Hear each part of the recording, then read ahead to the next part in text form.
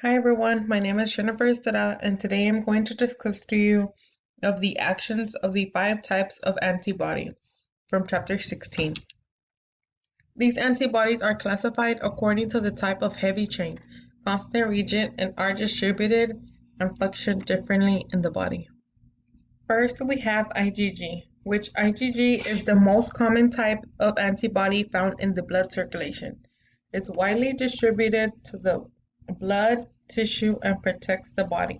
These antibodies protect you against infection by remembering which germs you've been exposed to before.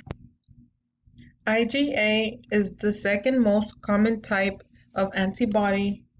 It is found in the mucous membranes, mainly in the respiratory and digestive tracts.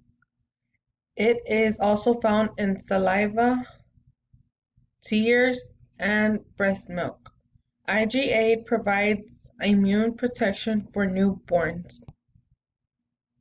IgM can bind to many antigens simultaneously and can quickly clear antigens from the bloodstream during the initial stages of an infection. The antibody will react with antigens on red blood cell membranes after a mismatched blood transfusion.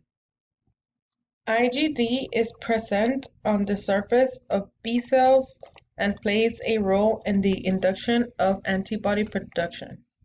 IgG was found to bind to basophils and most cells and activate these cells to produce antimicrobial factors to participate in respiratory immune defense in humans.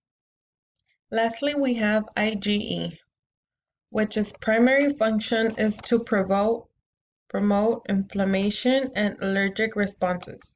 These antibodies travel to cells that release chemicals causing an allergic reaction. This reaction usually causes symptoms in the nose, lungs, throat, or on the skin. Thank you so much for watching. See you next time.